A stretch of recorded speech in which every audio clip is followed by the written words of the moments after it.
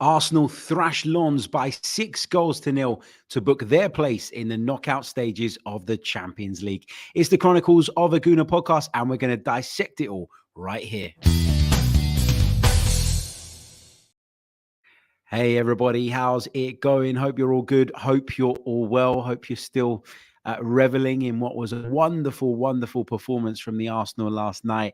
Not just the victory that we all turned up hoping for, but an emphatic one as well. A 6-0 win for Mikel Arteta's side with 6 different goal scorers. I mean, you can't really ask for much more than that. Arsenal have booked their place in the next round, in the knockout stages, in the round of 16 of this season's UEFA Champions League.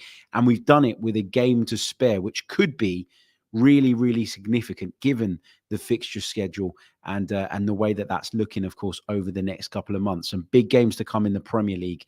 And although we have one more Champions League group game to go, that can be put on the back burner. That can be an afterthought. That's the position we've earned now. We've earned the right for that to be the case.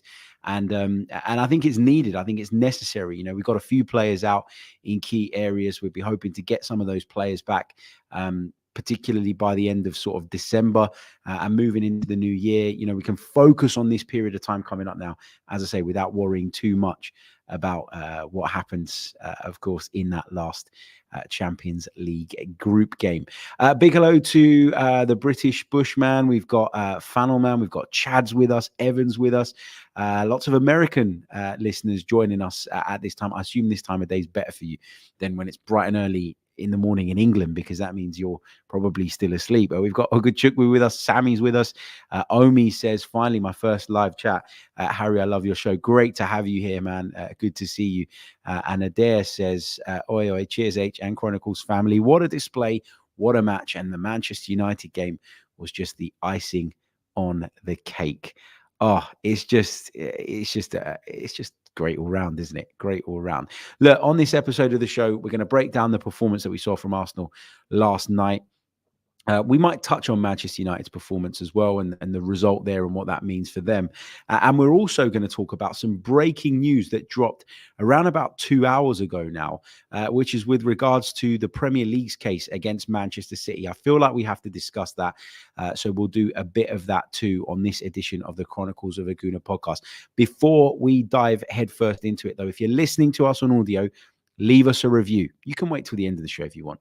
But if you're a regular and you haven't done it yet, you know what the shows are all about. So please do leave us a review on whichever platform it is that you're listening in from. If you're watching us on YouTube, we could do with a like, we could do with a subscribe if you're not subscribed already, and get involved in the comments as well. That really, really does help too. I love to see you guys engaged and chipping in with the conversation. You wouldn't believe how many times I'm sort of prompted to go on tangents that end up being a core part of this content because of something that you guys may or may not have said in the comments. It's really helpful when you're doing a solo podcast to have that engagement, and I love it. It's what I think is really, really special about this podcast. So feel free to get engaged in the chat, but not get engaged like you do, like if you're not wanting to propose, like you don't need to. I don't mean that type of engage in the comments. That's what I wanted to say. Okay, we're going to do it. We're going to dive into that performance and we're going to run through it chronologically. Let's start there. So, of course, a very, very comfortable win for Arsenal in the end.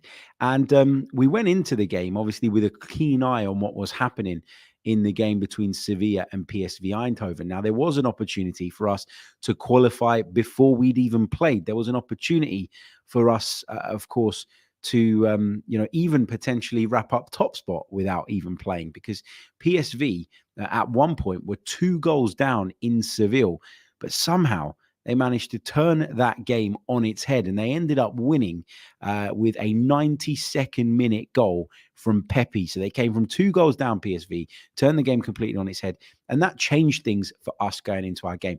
Now, I don't think that the players would have paid too much attention to that. I don't think the players would have been influenced or even concerned really by what was going on at the Ramon Sanchez Pizjuan. Arsenal knew what they had to do. Arsenal knew what their remit was.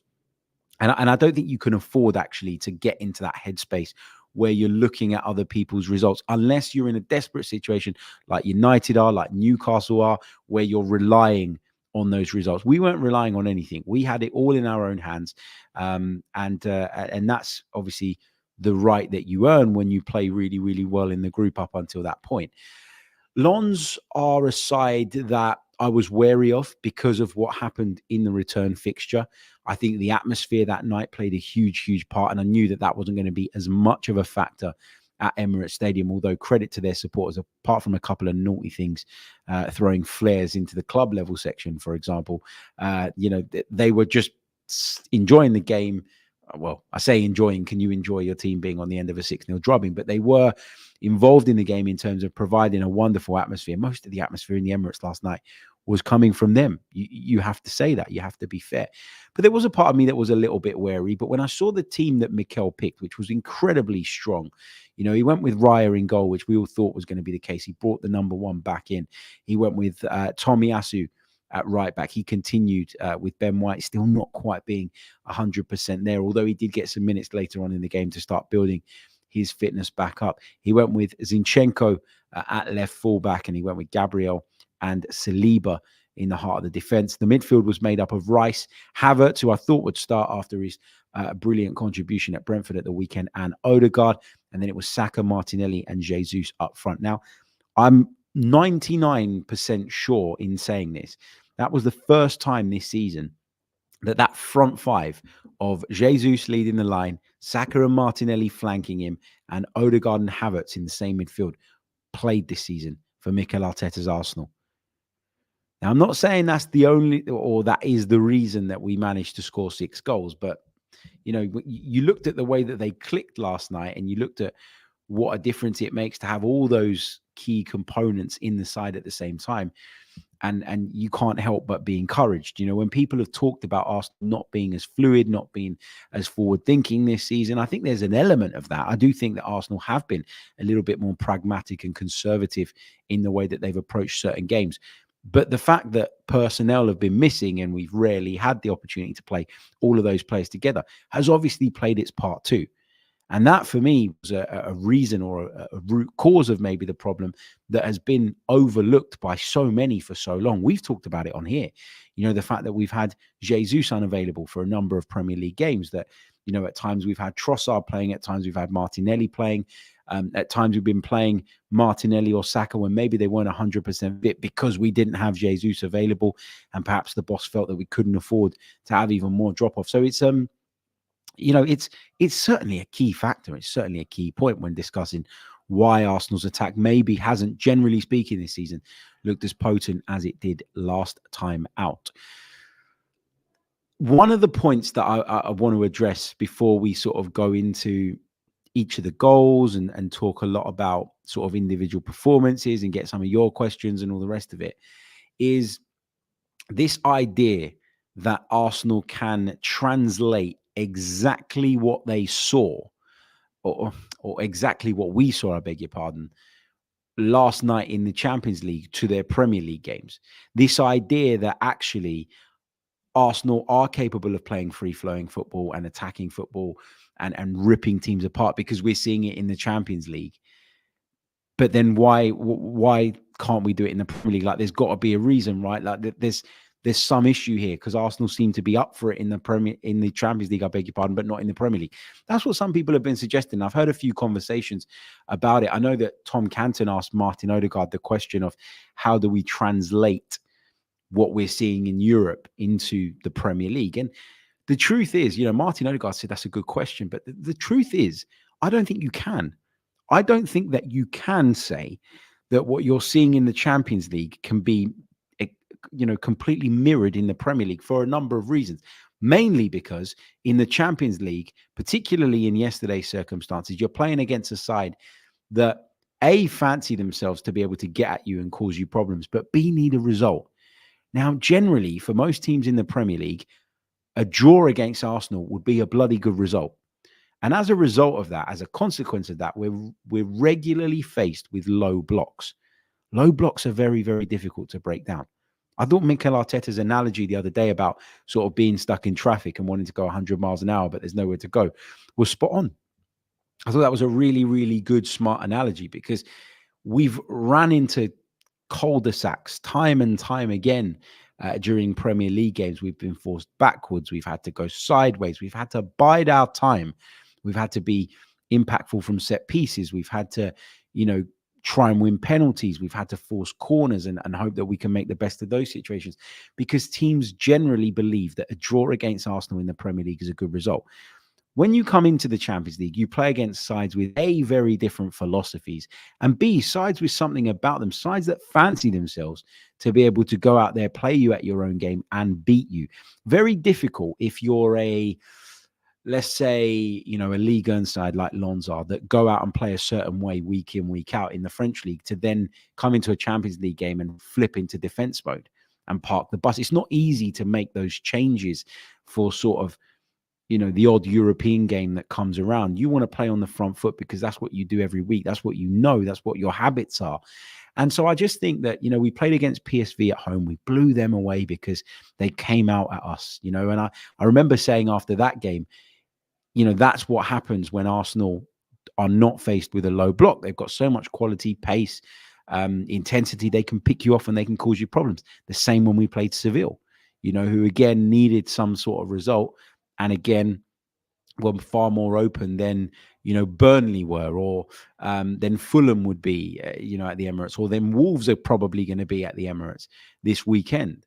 So this idea of, hold on a minute, we're doing it in the Champions League, so why isn't it working in the Premier League? I think you're kind of going down a path that you'll never find an end to, because the truth is there's no solution. There's no way that you can make sure that you translate this 100% into the Premier League, because it's not in your hands. It's in the hands of the opponent. It's all dependent on how the opponent plays. Now, if I were a Premier League side looking at what Arsenal have done in their home games, in particular in the Champions League, that would be telling me, no, I'm not going to go and play in an open style, and I'm not going to go and take the game to them. In fact, what I witnessed last night would discourage me from doing exactly that. So I don't think we're going to have a problem. Or I don't think any side. Let me rephrase that because I lost my train of thought a little bit. The point I'm making is that if I'm a Premier League club and I'm watching what Arsenal are doing in the Champions League, ripping teams apart that are coming and bringing the game to us, I am in no way going to be encouraged to do that myself. In fact, it's going to discourage me, and I'm probably going to go the opposite way, because Arsenal relish it when you open up. Arsenal relish it when you come at them and when you leave spaces in behind. They've got good enough players in certain areas of the pitch to trust in your Salibas, your Gabriels, your Rices, to win those individual duels. Therefore, they can place players further up the pitch and in more adventurous areas. And when that turnover of possession happens, Arsenal are well positioned to hurt you. That's what this Arsenal team are capable of. So is it as simple as going, well, do what we're doing in the Champions League and we'll be fine in the Premier League in terms of our attack looking a bit more sharp and a little bit more potent? No, it isn't as simple as that. It's a different competition where you face different opposition, where the mentality is different. And if we want to compete on multiple fronts and be one of the very elite teams, we're going to have to find a solution for the issue that we're faced with week in, week out in the Premier League. That's how I see it. So I just wanted to touch on that point, because I think that's been quite a good question, a valid question, but one that I think people have, maybe spent a bit too much time, in my opinion, trying to fucking get to the bottom of, when actually, it's not in our hands. It's not something that Arsenal do differently. If the space is there, they'll play in it and they'll hurt you and they'll rip you apart. If the space is not, then they can't, and they got to do something. They got to do something very, very different. So, yeah, interesting, really, really interesting stuff. Let's start with sort of some of the key moments in the game. We'll discuss some of the individual performances in a bit as well. But I thought the key moment for me was obviously the opening goal, 13 minutes. And guess who it was? 60 million down the drain. Kai Havertz scores. Love it, because when you're a player that's clearly been suffering from a lack of confidence, and that moment comes, that moment that you've been working for, training for, comes the way it did at Brentford, it's amazing what a difference that can make in terms of a player's mentality, confidence, and the way they will now commit to trying to get on the end of balls that maybe they wouldn't have even tried to 3 weeks ago. the way they will try bits of skill, take shots on from distance that, again, maybe they wouldn't have done 3-4 weeks ago. The difference in Kai Havertz yesterday, I think, was visible in terms of his body language, in terms of the way he carried himself, in terms of his confidence. Some of the things that he tried, as I said, were brilliant, and he probably wouldn't have had the confidence to do maybe 2-3 weeks ago. But obviously, we talk about players scoring in a 6-0 win, and you kind of sit there and you go, well, your team's just thrashed someone. Is it anything to really shout about or jump up and down about when you're one of 6 goal scorers? And generally, the answer is probably no. But what I would say is that it's far more significant if you're the one that broke the deadlock rather than the one that got the 3rd or the 4th when the game was done and dusted. And I think that's why I think Kai Havertz deserves more praise than some of the other goal scorers yesterday, because it was a situation that came from a move that Arsenal eventually built down the right-hand side. It was a cross into the box. You've got to give Jesus credit for this goal as well, because the ball looked as though it was, going into a non-danger zone. It looked like Lens had done just about enough. And Gabriel Jesus never gave up on the ball and managed to head it back across the goal. But then there was Kai Havertz, who, because he's in a good mood, because he's feeling good about himself, because he's confident, because he's got that taste for scoring, was willing to take that gamble, try and get in the box. And in the end, he gets something on the ball, which is just about enough to put it past Samba in the Lens goal. And you've broken the deadlock. Game completely changes. The hardest goal to get when you're facing a side that, have got a game plan and have been sort of sitting all week figuring out and focusing on ways to stop you, is the first one.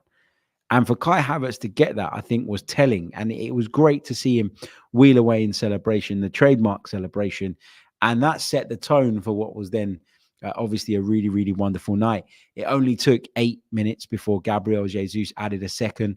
Again, someone else deserves a lot of the credit for this one, and that was Bukayo Saka, who went on this relentless run. And when the ball broke, Gabriel Jesus was on hand to not just bring it under control, but then sell a dummy to the defender, chop it back onto the right foot and fire past the goalkeeper. Wonderful touch, wonderful finish. Not bad, for someone whose specialty is not scoring goals. 2 minutes later, Bukayo Saka added the 3rd. He did well to follow up the rebound of a Gabriel Martinelli shot that Samba could only beat away as far as Saka. I think it came off the top of his knee or something like that anyway. But it ended up in the back of the net, and that's what matters. And then for me, what I thought was the pick of the bunch, at least on an individual level, was Gabriel Martinelli's goal 4 minutes after that. So on 27 minutes, Arsenal were 4-0 up in this game. Martinelli, wonderful pass from Tomiyasu, picks it up on the left-hand side, cuts inside on the right foot, just bends it into the far corner. Superb finish. But in terms of team goals, then you had the Odegaard one right on the stroke of half-time. Wonderful work down the right-hand side, clipped into the box by Tomiyasu. Odegaard runs onto it, volleys it beautifully into the bottom corner. And if you watch it back, he couldn't have put it any more tighter to the post without missing. It was a brilliant, brilliant finish from Martin Odegaard, and he needed a goal too, you have to say, because he's not been at his best lately. He has struggled with problems in terms of the concussion that he dealt with, and maybe a bit of a lack of form prior to that as well. But yeah, good to see him back on the score sheet. I have to say, at halftime, I was sitting there thinking, take them off, take them all off, take Rice off, take Jesus off, take Saka off, take Martinelli off, etc., etc. But Mikel Arteta didn't do that. He took Tomiyasu off and he took Zinchenko off, and he replaced those two guys with Ben White and Jakub Kiwior. Did eventually take Rice off, did eventually take Jesus off as well, which was good to see, save them a little bit for the game coming up at the weekend. Of course, the game was done. And then Arsenal got the opportunity right towards the end of the game. In fact, it was about 4 or 5 minutes from the end. Penalty kick given to us because of a handball, which I think was clear, to be fair. And up steps Jorginho. Now, Jorginho had recently missed a penalty for Italy, so there was some concern as to whether he'd be able to convert this. Jorginho, I was thinking about this because I was doing the penalty live on the radio, and in my head I wanted to say this is an opportunity for Jorginho to get his first Arsenal goal. But then for some reason I hesitated and I didn't say it because I thought of that goal away at Aston Villa. Obviously, that was an own goal, right? And when I thought about it for a few more seconds, I figured that out. I remembered that it came off the back of Martinez and went in the back of the net. So I didn't want to commit to that on the radio in case it was wrong until I had a few seconds to think it out. But brilliant penalty from Jorginho. You wrapped it up 6-0. What more could you want? That's what it's all about. You turn up. It was a cold old night. And so for everybody to kind of go there and be entertained was brilliant. In terms of a summary of the overall performance, I think we just, I think we were really good on the transition. We were defensively really resilient and really good. Didn't have as much possession as you'd expect from an Arsenal side at home, but I think a lot of that was a consequence of the fact that we were in such a commanding position so early on in the game. Lens managed 52% of the possession. Arsenal were just the remaining 48%, which, as I say, is low by our standards when we're talking about playing at home. But does that really matter? I think we realized that Lens were going to come onto us. We realized that there was an opportunity to pick them off. Every time we did, in that first half anyway, we did it pretty much every single time to devastating effect. And when you do that, you kind of get yourself in a situation where you don't now need to force the issue. You don't now need to keep chasing shadows. You don't need to be desperate to win the ball back. As long as you're in the right shape, as long as you're in the right positions, you'll be able to manage the danger that the opposition presents to you. And in the second half, Arsenal clearly took their foot off the gas. And why wouldn't they? Why wouldn't they from that position? Not only was the group won, but Arsenal was qualified. And attention starts to, even if, the players and the manager would never admit this, it starts to turn towards, of course, the game coming up at the weekend and some of the other big games that we've got coming up in the Premier League in the coming weeks. Some Arsenal fans online were a little bit upset at the fact that Ethan Nwaneri and Miles Lewis-Skelly, who were both on the bench yesterday, didn't get the opportunity to come on, despite the fact that the game was won very, very early on. I mean, I don't really have a problem with that. Look, Mikel Arteta will probably like to, in an ideal world, give those guys that opportunity, to come on the pitch and be some of the youngest players to play in the competition for Arsenal and all the rest of it. But I also think that there's a responsibility on his part to keep the fringe players that he's going to need over the coming weeks sharp. And that has to take precedent over the sentimental bit of giving someone 10 minutes in the Champions League just to say that they've done it at this stage in their career. Yeah, they'd learn from it, of course, and there is some benefit to that. But being in the matchday squad will be of benefit to them as well. And it will give them a taste of what's to come, but keep them wanting to work hard and try and, of course, make it so that they are either in the starting 11 or the options that Mikel turns to maybe later on in games. Either way, in an ideal world, you give them the time, but I don't think that's an issue as it's being made out to be by some. Look, the significance of winning the group is massive. We've been in this position in the past where, we probably should have won a group, didn't win the group, ended up finishing second, ended up getting a killer draw in the next round. And when you look at some of the UEFA Champions League groups at the moment, and I'll just bring those up and run through them, there's a lot of teams that, we avoid based on the fact that we finished top of the group. So we're definitely not going to play Bayern because they've won their group. We're definitely not going to play Real Madrid because they've won their group. Real Sociedad and Inter, that's still up for debate who's going to win that group. Atletico Madrid and Lazio also undecided. Dortmund probably win their group, but they might not.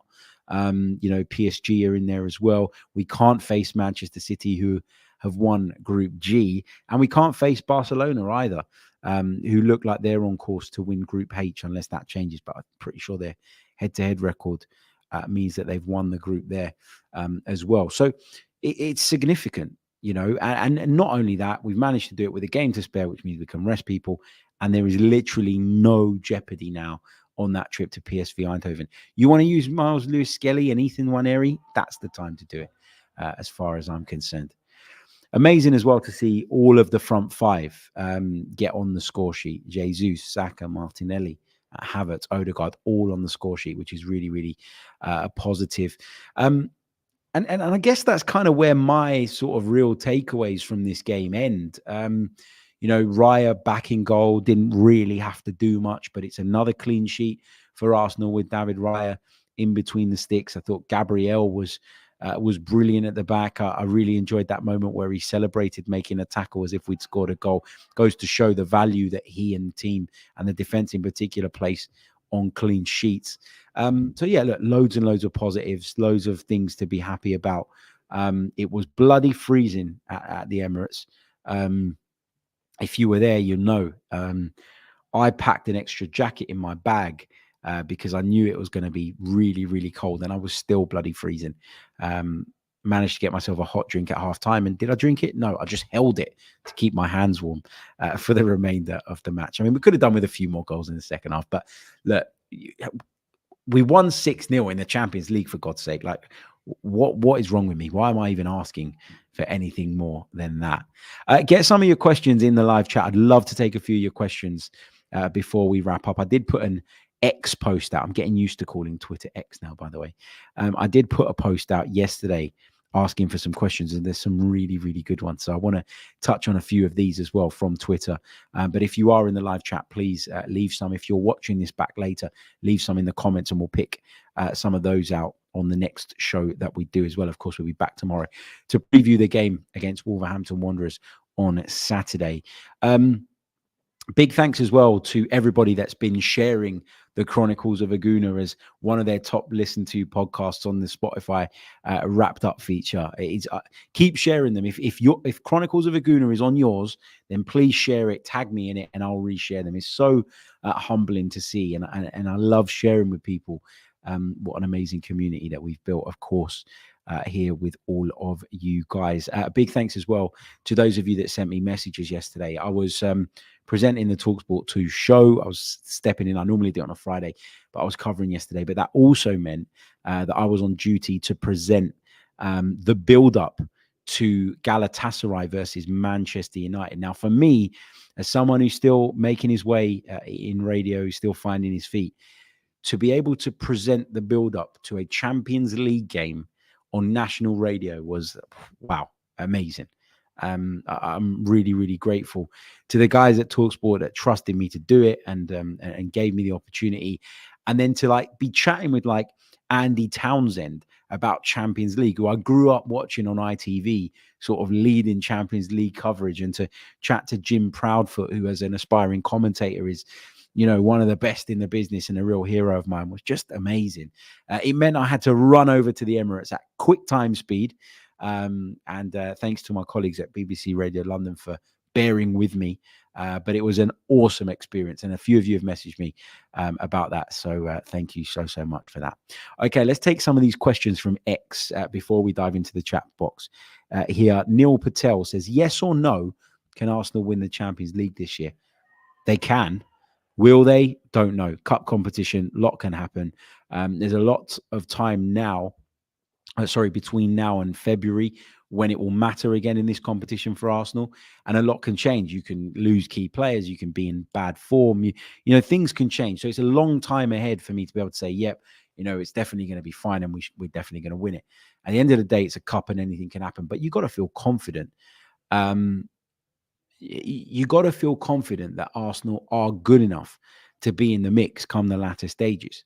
We were in the Champions League for so many years at the back end of Arsene Wenger's tenure without me ever really feeling like Arsenal were in a place to genuinely challenge.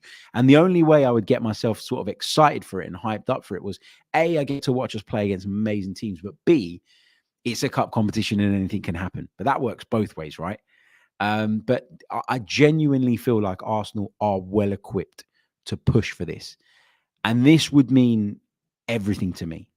Now, I know people say the Champions League is great, but it is a cup, so the Premier League is a better barometer of where you are and it's harder to win and all the rest of it. I've seen Arsenal win the Premier League in my lifetime. I've seen us win it in 97, 98, double. I've seen us win it in 2001, 2002, double again. I've seen us go this season unbeaten. Don't get me wrong. I would love to see Arsenal win the Premier League, and it would be amazing. But for me, the one I'm missing is the Champions League. That's the one that for me would mean the world. Might be controversial, but I would take the Champions League over the Premier League this season for Arsenal. I really, really would. Some of you would disagree, and that's fine. But to me, this is this is everything. To be able to sing that we're European champions, to be able to, take on some of Europe's elite and overcome them would just be. And I remember the Champions League final in 2006. And I don't think I've ever gotten over that. So, yeah, I could do with putting that wrong right, or Arsenal putting that wrong right. And, going all the way.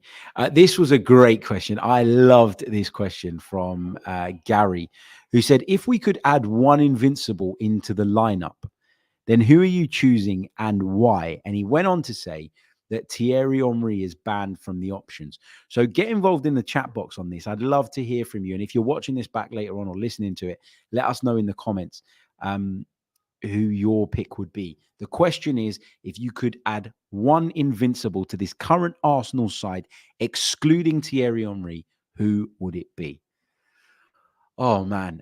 And one of the things I've been thinking about in this is formation. So, for example, one of the players that came to mind was Robert Pires. But is Robert Pires a left winger? Because to me, he was a left midfielder, and that's different. Is Freddie Ljungberg someone that you'd consider putting in this team? Well, again, right midfielder. Now we play with wingers. Plus, Bukayo Saka's brilliant. Martinelli's brilliant. Why would you want to displace those, or why would you see them as players that you would prioritize swapping for one of these Invincibles? I thought about the centre backs. I love Gabriel. I love Saliba, so I didn't want to stick any of them in. Do I think Lauren was so good that I'd take Ben White out? Probably not. I loved Lauren, but it wouldn't be a priority. Then I came into the midfield and I started to think about it and started to think about a little bit further forward. Obviously, Thierry Henry's excluded. Dennis Bergkamp as an old school second striker, to me, probably doesn't fit in this team again. Patrick Vieira was the one I kind of looked at and went, Patrick Vieira at the base of the midfield, Declan Rice and Martin Odegaard making up the rest of it. That would be pretty special, wouldn't it? But given that we've got Declan Rice and given that Thomas Partey is a brilliant player as well when he's available, I ended up landing on, and Alistair's already got it in the chat, Ashley Cole. I think if there's one weakness in this Arsenal side at times, it's the lack of defensive ability that we have in the left-back position. Zinchenko brings loads else to the table, but he's a bit suspect defensively. And I think in the biggest games against the best of sides, when it's the finest of margins, I think teams focus on that. I think teams hurt us with that. I think it cost us a little bit at the end of last season. And so for that reason, just about it's going to be Ashley Cole for me at left back. Imagine a back line of Ben White at right back, Saliba, Gabriel, and Ashley Cole. Wow, wow, wow. Wow. Woohoo. That's a tough one, though. That's what I've landed on. Patrick Vieira is pretty much neck and neck with him, though. But it's not about how highly I rate Cole in comparison to Vieira. It's about who I think would fit in this team and who would address what I believe to be a bit of a shortcoming for us at this moment in time. But what a question. Sephiroth says, has Kai turned it around? I've been really, really impressed with him today. I think it's premature to sit there and go, yep, he's turned the corner and he's now the best version of himself. And, all the doubt around him needs to now be sort of destroyed and put in the cupboard and ignored. I think that there is going to be still a debate around Kai Havertz, his position and all the rest of it. And I think he's the type of player that does divide opinion, a bit like others have in the past. But you can certainly see a difference in the way he is carrying himself now. You can certainly see a difference in the way that he's playing the game. You can certainly see that he feels, way more confident than he did 2-3 weeks ago. And you can understand what a difference, having that bit of positivity and having plaudits, not because somebody handed you a penalty, can make. So why wouldn't I want to say that Kai Havertz has turned the corner? Obviously, look, I want to say it. I want to say that Kai Havertz has turned the corner. I want to say that Kai Havertz is in a better place now. But I'm going to reserve judgment on that for now because it's too early to say that. And that's the reality of it, right? That's the reality of the situation with regards to Kai Havertz. I love the player. I've said at times that I'm struggling with, what it is that he's bringing to the team. I've also done a piece earlier in the season where we really analyzed his role and the multitude of roles that he can play even within a single game. And I've always said that that's the idea behind it. I always said that the idea was having him in the left 8 position so that he could add the bit that Xhaka couldn't add last season, which was in that final third. Yeah, Xhaka done a much better job of it than he'd done previously, but it was about taking that to the next level. And there was a moment yesterday, actually, where Arsenal worked a ball over to the right-hand side. I think it might have been either a Saka or Tomiyasu cross. I can't quite remember. But whoever it was put the ball in the box, and Kai Havertz arrived late at the far post, got above his man because he's got that physical stature to be able to do that. And he headed just wide. I think that was at 0-0. And I thought to myself, man, like, although it's taken a bit of time for it to show and a little bit of time for it to come to fruition, that is exactly what Mikel Arteta signed him to do. That is exactly what Mikel Arteta was envisaging when he brought Kai Havertz into the side. And it was similar to what happened at Brentford, right? Again, a cross in from the right-hand side, from the corner of the box, into an area around the far post that Kai Havertz can attack to a better level than Granit Xhaka could. Why? Because he's a forward thinker by nature. Granit Xhaka was a deep-lying midfield player that Mikel Arteta thought would be better utilized in a more advanced role. And credit to Granit Xhaka, he was able to adapt to that. But you can understand, surely, the theory behind why Kai Havertz being there might be of more use and might breed better results. And I asked Mikel Arteta as well after the game about the Kai Havertz situation. I asked him if he'd noticed a difference in the way that he was carrying himself and in the way that he was playing, having come off the bench to be the hero at the weekend and having broken the deadlock this evening. This is what Mikel had to say to me in response. Mikel, just on Kai Havertz, he obviously came off the bench and was the hero last weekend, and then he scored the goal that broke the deadlock today. Have you noticed the difference in him in terms of his confidence and how he's carrying himself, maybe, having come into this good run of form? Yes, scoring goals, playing well, participating in wins, those are positive attributes. You see the reception of his teammates, the crowd singing his name and being with him in every positive action that he had. That's all good things that are going to help him to show what he is. He's a tremendous player.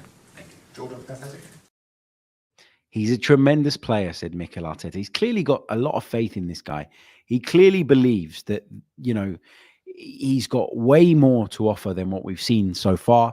And he clearly believes that he's on the right path, of course. Right, let's take some of your questions then from the live chat as well. I saw a couple. Let me just scroll back. Evan says, Harry, I was born in 2007, and so I've only ever seen us win the FA Cup. Last season, I got emotional thinking about us winning the league. So for me, it has to be the Premier League in terms of what you'd prefer to see us win. And I accept that. If I hadn't seen Arsenal win the Premier League, my answer would probably be the same. So I think that's fine. But to me, it's the Champions League. It's the holy grail for me. Alistair says, who would you like us to get in the round of 16? Personally, I want... Who? Did you correct yourself later on? No. Anyway, basically, who would I like us to get in the round of 16? You said you want us to get Gat. Who are Gat? Watching them play with that highlight. Anyway, who would I like to see us get in the round of 16?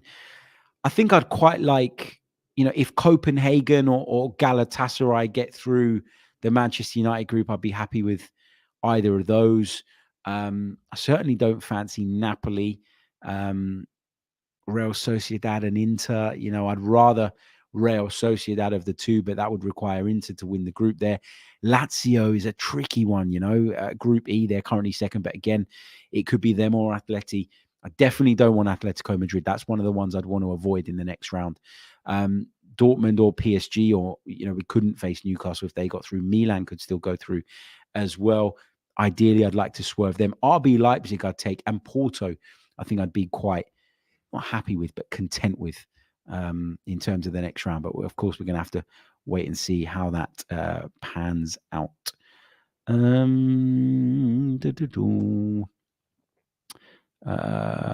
else have we got? Mark says, always a relief when you ask Mikel a question and he doesn't stare you down and bite your head off. Yeah. Oh man, tell me about it. To be fair, I would say 95% of the time when I ask Mikel a question, whether that be in the press conference or in the radio room, he's really good. But I am an Arsenal fan, and I think, I'm not saying that we've had loads of conversations and that we're mates and that he knows who I support and whatever, but sometimes I think when you go in there, like after a big win, like after the City win, I went in there with the biggest smile on my face. And I think it was quite obvious to him that among the group of radio reporters that was there, I was the one that was happiest about the outcome, because I was the one that was an Arsenal fan. And I think that Mikel takes that into consideration. And also the tone with which you phrase your questions when you're happy is different, isn't it? And I think he gets that. I think he senses that in the reporters. And I think the reason why he's mainly been okay, there was one question I asked him that he didn't really like. And I remember getting a slightly cold response, not rude, but slightly cold. I can't think which one it was. And maybe I'll dig it out for the next show. But I always think, because he can tell that I'm an Arsenal fan and because it's coming from the right place, that he's a bit more cool with that and a bit more willing to give me an answer that I'm kind of looking for. Louis says, hearing you speak to Arteta, I can't help but say I'm proud of you, Harry, how far you've come. Keep doing what you're doing best. Thank you so much, mate. Really appreciate all the support along the way as well, because without this podcast and without you guys, I'd be doing none of it. I'd be doing none of it at all. Let's take... Mark says, you asked the right questions, Harry. Tom said he once got cut down. Yeah, I think everybody's been cut down by Mikel at some point or another. It's no reflection of Tom. He's brilliant at what he does, and Mikel Arteta is just, it can be a bit abrasive sometimes, particularly if the result has gone against him. Louis says, what's the aim for us in the UCL? For me, it's at least semi-finals. That might sound over-ambitious to some, but that's the minimum I want to see from this Arsenal side. I won't be satisfied unless we get to at least a semi-final. If we got Man City in the quarterfinal, that would be different. And then I'd be able to at least accept, if we went out, that it was because, we came up against the favourites to win it. But anything less than that, especially if we avoid City at that point, nah. It wouldn't be good enough for me. Goon Gang says, Harry, has anyone checked on Alan Shearer after that handball was disallowed in the box? I know he was fuming. Yeah, there were a couple of incidents, weren't there, that were, of course, quite similar to the one that we saw in the Parc des Princes, for which Paris Saint-Germain were given a penalty. So you can understand the frustration that some of them are feeling, having seen other referees look at it and go, no. Stephanie Frappart in particular in the Bayern game did a great job of looking at the situation herself and going, no pen for me. So well done to it. And look, UEFA kind of admitted that they were wrong, really, didn't they, by taking the VAR responsible for sending Simon Marciniak over to the screen in the first place. They took him off a game last night, which says it all. It really, really does. It says 1,000 words without actually saying them, is the way I would put it. Okay, we got to touch quickly on Manchester United, haven't we? And the awful result that they got over in Turkey. And I say awful because they were 2-0 up.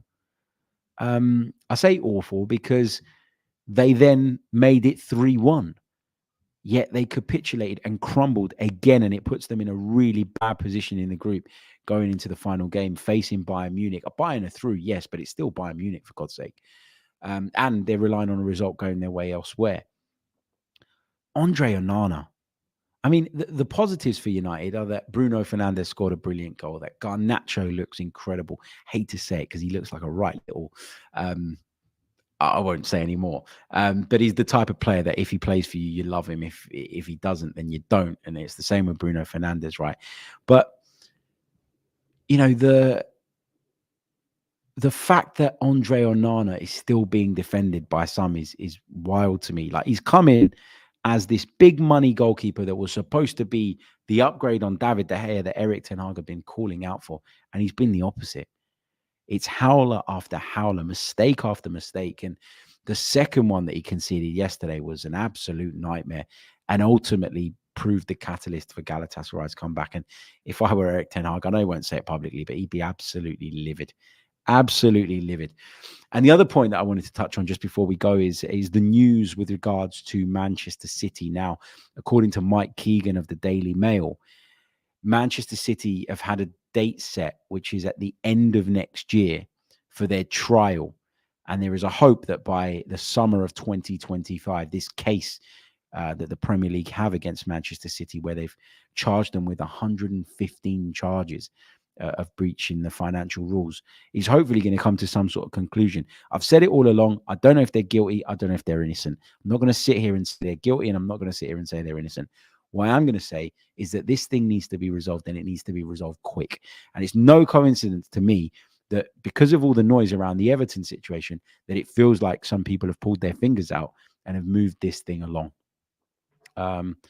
So yeah, you know, we're gonna have to wait and see what the outcome of. It's a long old time to wait, even still. But I appreciate that it's a legal process. These things take time, and you have to get it right. Okay, you have to get the right outcome. You know, that's the way it should be, and you know, everybody deserves a fair trial and all the rest of it. But yeah, I just think this is a massive cloud hanging over the Premier League, and for me, they need to sort this sooner rather than later.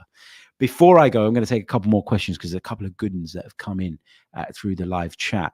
Let's take this one from Robbie, who says, it was interesting to see Odegaard playing more centrally and in the half spaces than he has this year. Do you think that was by design, Harry, or just an outcome of the way that Lens played us? I think a bit of both. I think Martin Odegaard will have looked at the fact that so far this season, and the coaching staff will have looked at the fact that so far this season, he's not been as effective. That's generally been because people have sussed us out. They've worked out the spaces in which he likes to operate. They've worked out how to shut off the supply to him. They've worked out how to isolate him from Bukayo Saka, where the pair last season combined so brilliantly together. And Saka's talked about this as well in the last few days, about the need to find different solutions because people are always cottoning on to what you're doing and trying to find ways to shut you down. So I think, you know, partly it's probably down to him and the coaching staff's instructions to try and find a different way. But I also think as a top elite player, you will adapt to what's in front of you. If you think there are spaces in certain areas, regardless of what your general instruction is, you will try to exploit those spaces, won't you? So I think it's a bit of both on that. Goon Gang says, Man United offer 50 million for Ramsdale. Are you selling? Absolutely not. I wouldn't sell him to Man United for 100 million. I'd sell him to someone else for 20 million before I'd sell him to Man United for 100 million. We've done that in the past. We've sold to rivals. It's strengthened our rivals. And we did it at times where we didn't really have much choice. And Arsene Wenger was always incredibly frustrated by that. But would I sell a good quality goalkeeper to them? Absolutely not. Let them go and overpay for someone, but let it not be one of ours, because if it does work out, I don't want that on our conscience. But a great question, of course. Guys, if you haven't done so already, please leave a like on the video. There's no reason, given that there's over a couple of hundred of you with me live right now, that we shouldn't have at least 100 likes on the board. It really, really does help. I cannot tell you how much it helps in terms of the algorithm, in terms of pushing us up, in terms of suggested videos and all the rest of it. So like the video, subscribe to the channel if you haven't done so already as well. It really, really does help. And if you're listening on audio, well, then please do leave us a review. That is really, really important. We're going to be back tomorrow with another episode at a slightly earlier time.